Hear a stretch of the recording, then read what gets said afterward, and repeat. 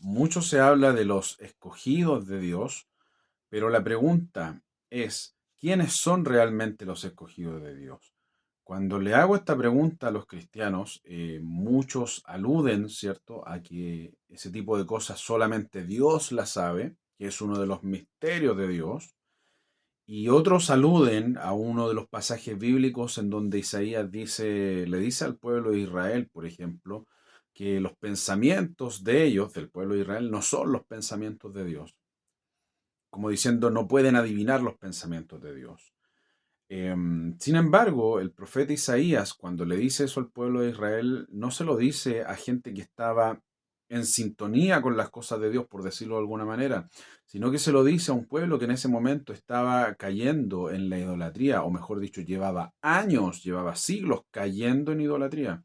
Por lo tanto, no estaban enterados de las cosas que Dios decía o de las cosas que Dios quería transmitirles a ellos por medio de los profetas. Por eso el profeta Isaías a ellos, a gente que no conocía a Dios, a gente que estaba en idolatría, a ellos les dice que ustedes no conocen a Dios. Pero al responder entonces la pregunta, ¿quiénes son los escogidos de Dios? Resulta que el apóstol Santiago, en el capítulo 2 de su carta, versículo 5 dice lo siguiente. Hace la pregunta el apóstol Santiago. ¿No ha elegido Dios a los pobres de este mundo para que sean ricos en fe y herederos del reino que ha prometido a los que le aman?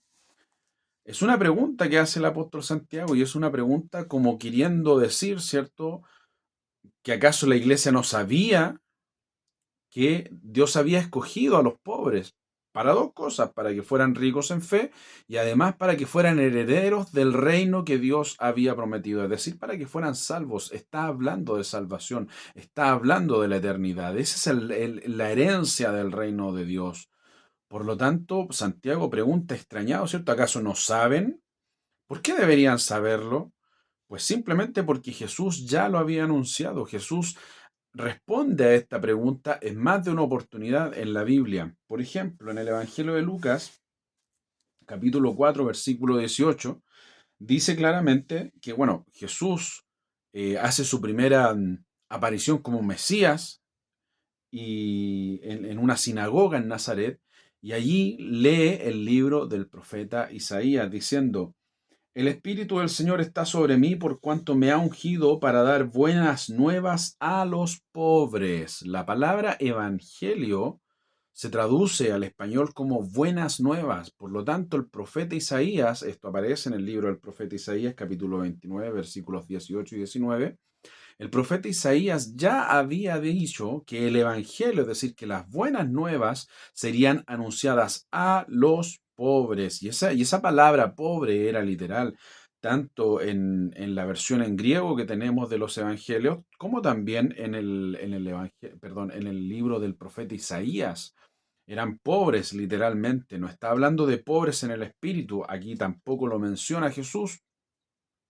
Por lo tanto, está diciendo, ya anticipaba, ¿cierto?, el profeta Isaías, que los que serían salvos, los escogidos de Dios, son los pobres y no los ricos, literalmente. También Jesús confirma esta idea en el mismo Evangelio de Lucas, en el capítulo 6 y en el versículo 20, en la versión eh, del Sermón del Monte, ¿cierto?, que tiene el Evangelio de Lucas. Dice lo siguiente, bienaventurados los pobres porque de ellos es el reino de Dios. Y confirma entonces lo que dice el apóstol Santiago, es decir, cuando Santiago le hace la pregunta a la iglesia, ¿acaso ustedes no saben que los pobres han sido escogidos para que sean ricos en fe y herederos del reino de Dios que ha prometido a quienes le aman? Es porque Jesús ya lo había dicho. Lo dice aquí en el Evangelio de Lucas, capítulo 6, versículo 20, de Jesús ya lo había prometido. Bienaventurados los pobres, porque de ellos es el reino de los cielos. Aquí nuevamente no está hablando de una pobreza espiritual, ¿cierto? Ni de pobres en el espíritu, como aparece también en el Evangelio de Mateo, sino que está hablando literalmente de aquellos que no tienen dinero. Esa es la palabra que se traduce del griego. ¿Me explico? Y esta idea también la confirma en el capítulo 7 del libro de Lucas, cuando a Jesús llegan los discípulos de Juan el Bautista, porque Juan el Bautista en ese momento había sido arrestado y ya estaba preparado, ¿cierto?, para ser condenado a muerte. Entonces, Juan el Bautista envía a sus discípulos, él también tenía discípulos y los envía, ¿cierto?, a preguntarle a Jesús si acaso él era el Cristo o debían esperar a otro. Entonces Jesús le dice a los mensajeros de Juan el Bautista, Lucas capítulo 7, versículo 22 dice, y respondió Jesús y les dijo, id y haced saber a Juan lo que habéis visto y oído. Los ciegos ven, los cojos andan, los leprosos son limpiados, los sordos oyen, los muertos son resucitados y a los pobres es anunciado el Evangelio. Vuelve a repetirle exactamente la misma idea. Cuando la Biblia repite muchas veces una idea, es porque esa idea es importante. Y no tan solo importante, sino que también, o sea, se va confirmando que Dios no cambia de idea, por decirlo de alguna manera. ¿Me explico? Entonces la respuesta a la pregunta de Santiago es esa. ¿Acaso no saben? Sí, pues deberían saberlo. ¿Acaso no saben que Dios ha escogido a los pobres? Exacto, deberían saberlo. ¿Por qué? Porque Jesús lo dijo en más de una oportunidad. ¿Me explico?